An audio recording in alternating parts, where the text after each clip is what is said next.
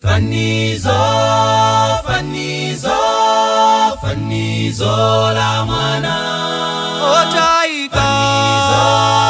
Fanizo, fanizo la mwana Otaika. Fanizo la mwana Otaika.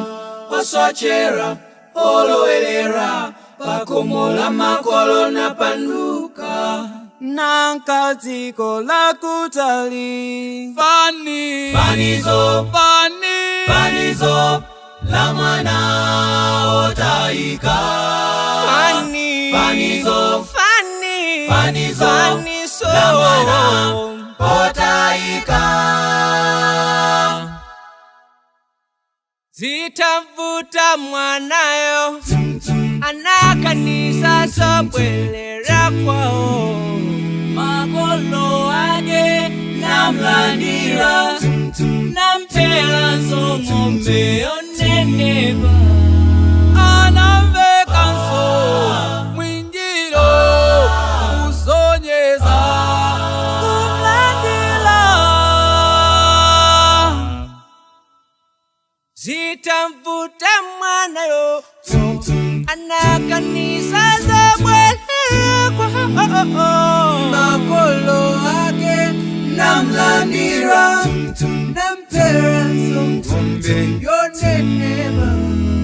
Anamvekanso mwinjiro usonyeza kumlandila.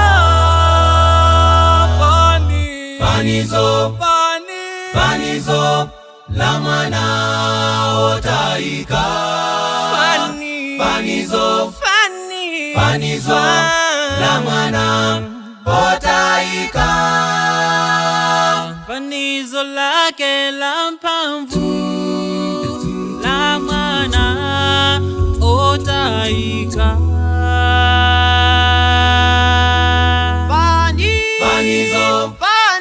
Fanizo la mwana Otaika.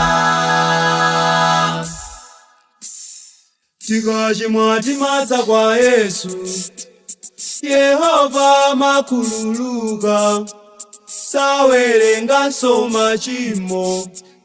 Fanizo ili la mpamvu. Tikachimwatimadza kwa Yesu, Yehova makululuka, sawerenganso machimo. Fanizo ili la mpamvu. Tikachimwatimadza kwa Yesu, Yehova makululuka, sawerenganso machimo. Fanizo ili la mpamvu. Fanizo la mwana